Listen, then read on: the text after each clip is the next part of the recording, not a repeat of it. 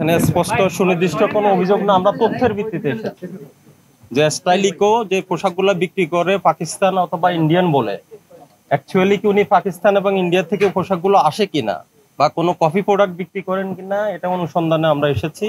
কিন্তু আমরা যে পাকিস্তান এবং ইন্ডিয়া থেকে আসে এই সপক্ষে কোনো ডকুমেন্টস উনি দেখাতে পারেননি। আমরা দীর্ঘক্ষণ এখানে অপেক্ষায় ছিলাম, দেখাতে পারেন না। ওনার ট্যাগে যে RS ইন্টারন্যাশনাল উল্লেখ ছিল, ওনার সাথে ওনার প্রদত্ত নাম্বার মোবাইল থেকে আমার কথা বলেছি, লাউডে আপনারা শুনেছেন। উনি বললো যে ওনার কাছে ইন্ডিয়ান বিক্রি করেন না, পাকিস্তান বিক্রি করেন, উনি স্পষ্টত বলেছেন। বাট ওনার শোরুমে সব হলো ইন্ডিয়ান ট্যাঙ্গের পোশাক, এবং একটা পোশাক দেখেছি 1200 টাকা দাম, উনি ইন্ডিয়ান বলে দাবি করেছেন। তো ইন্ডিয়া থেকে এনেছেন 1200 টাকা, আমার সন্দেহ হলো, কিন্তু দেখান, ডকুমেন্ট দেখাতে পারেননি।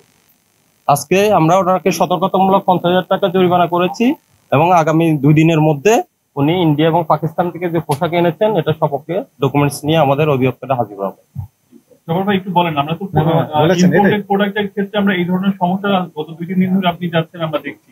বলেন, এটা আসলে একটা স্থায়ী সমাধান কি হতে পারে? ব্যবসায়ীরা এরকম করছে কেন? মানে ইম্পোর্টেড কাগজপত্র রাখছে না। বলেন সমস্যা নেই।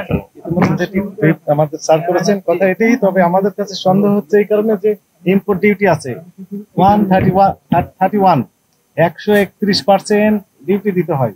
এই 1200 টাকার যে ট্যাগ উনি রেগুলার প্রাইস লাগিয়েছেন যে পোশাকটার গায়ে, সেটি ইম্পোর্টার যদি কিনেও থাকে ইন্ডিয়া থেকে, তাহলে 519 টাকা ওইখানে পড়েছে। 519 টাকা, আমি রিপিট করছি, বাংলাদেশি টাকায়। যার ক্যারিং কস্ট আছে এবং ওনার কিছু লাভ আছে, এবং এরপরে কি হবে, ডিউটি তো দিতে হয়েছে 131%, এরপর ইনার কিছু লাভ রয়েছে। সবকিছু মিলে 1200 টাকায় যে পোশাকটা বিক্রি করছে এটি সন্দেহজনক। অর্থাৎ এই পোশাকের দাম 1200 টাকা যদি হয়ে থাকে, তাহলে ইন্ডিয়ান পোশাক হতে পারে না, এটি সন্দেহজনক কার্যক্রম। অতি মুনাফা লাভ থেকেই মূলত এইরকম চিন্তা চেতনা এই বিক্রেতাদের মধ্যে এসেছে বলে আমাদের কাছে মনে হচ্ছে। অর্থাৎ লোকাল প্রোডাক্ট বিদেশি বলে বিক্রি করলে বেশি লাভ করা যাচ্ছে, এই চিন্তা থেকে মূলত এই কাজ করেছে। যাই হোক, সময় দিয়েছেন, সকল ডকুমেন্ট আগামী রবিবার অফিসে দেখাবেন। আর আপনি যেখান থেকে ওই যে কোন ইন্টারন্যাশনাল বললেন, RS ইন্টারন্যাশনাল সাথেই তো আমাদের সাথে কথা বললেন লাউড স্পিকার দিয়ে।